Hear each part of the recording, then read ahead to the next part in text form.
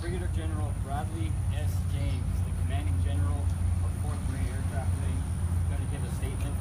Afterwards, the Commissioner of Public Safety for Mississippi, Marshal Fisher, will also provide a statement.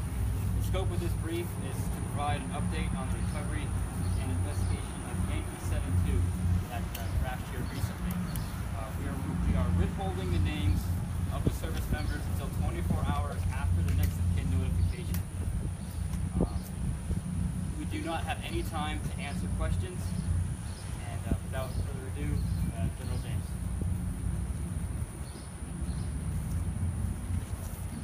All right, good morning. 2 days ago, July 10, 2017, the United States Marine Corps lost the KC-130T Tango model from BFGR 452, based at Stewart Air National Guard Base, Newburgh, New York. BFGR 452 within the command structure of Marine Air Group 49, relatively under me at 4th Marine Air Wing. The mission of the flight, Yankee 72 flight, was at a airlift of a team from Marine Corps Special Operations Command 2nd Raider Battalion, based out of Camp Lejeune, North Carolina. The route of the flight was planned from Marine Corps Air Station Cherry Point, North Carolina, to Naval Air Facility El Centro, California, and then to Marine Corps Air Station Yuma, Arizona. At approximately 1600, 4 p.m. Central Time, air traffic control lost radar contact. Shortly thereafter, large plumes of smoke were discovered in the Itta Bena, Mississippi area. More specifically, 2 large impact areas are half a mile north of Highway 82 and a half mile south of Highway 82. Indications are something went wrong at cruise altitude. There is a large debris path.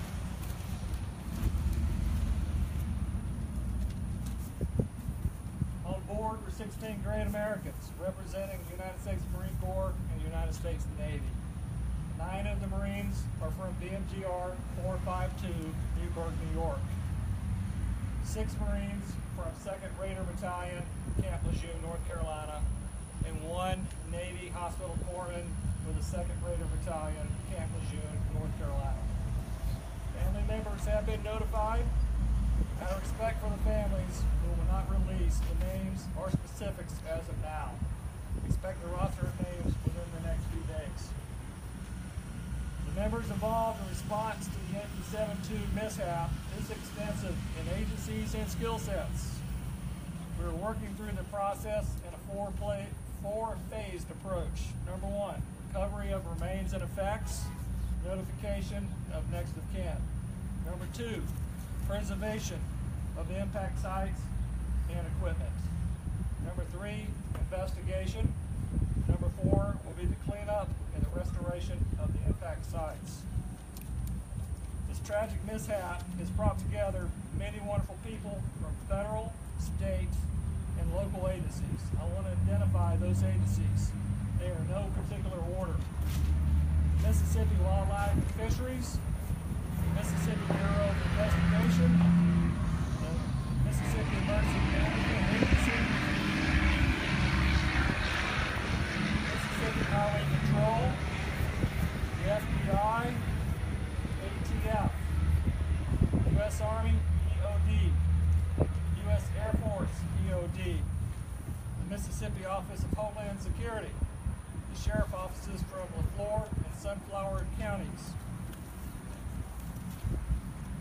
the LaFleur County Fire Department, the LaFleur Coroner's Department, the LaFleur Emergency Management Agency, the Salvation Army, the Mississippi Valley State University, the Mississippi State Examiner's Office, the U.S. Armed Forces Medical Examiners Team out of Dover, the U.S. Air Force Safety Team out of Columbus Air Force Base, the DeSoto County Sheriff's Department, the Delta K-9 Team, and the United States Marines from 4th Marine Air Wing and the 2nd Raider Battalion.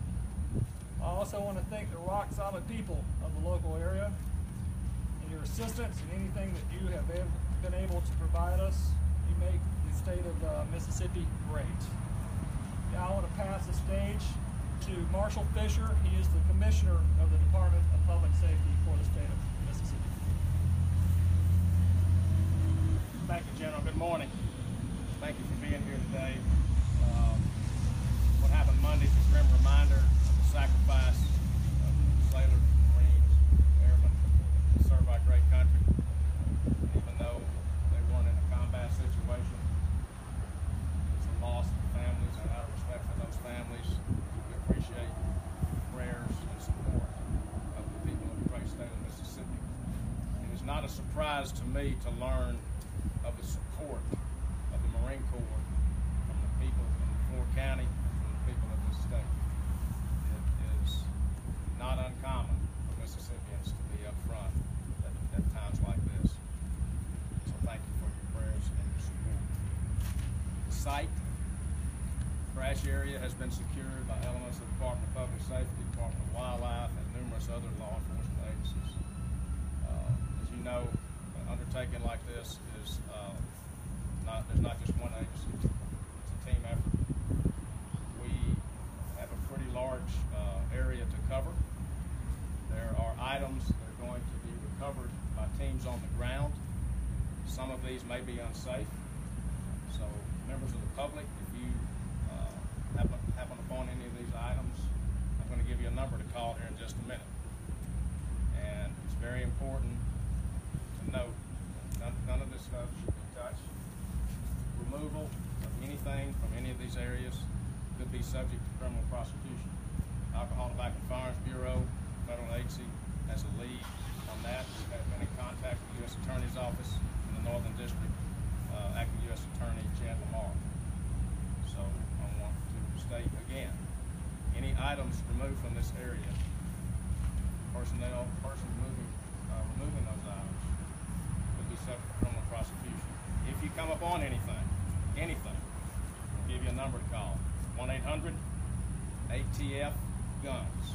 1-800-ATF-GUNS. There are ordnance disposal teams in the area. There is a possibility that the ordnance teams may be disposing of some devices to render them safe. If the public hears an explosion, small explosion in that regard, there should be no need for alarm. And that's all I have for today. Thank you. Could you describe what the public should look for? Ladies and gentlemen, that concludes the brief. In closing, I would just like to introduce Captain Andy Cressman. He's going to be replacing me as GAO, Public Affairs Officer on site.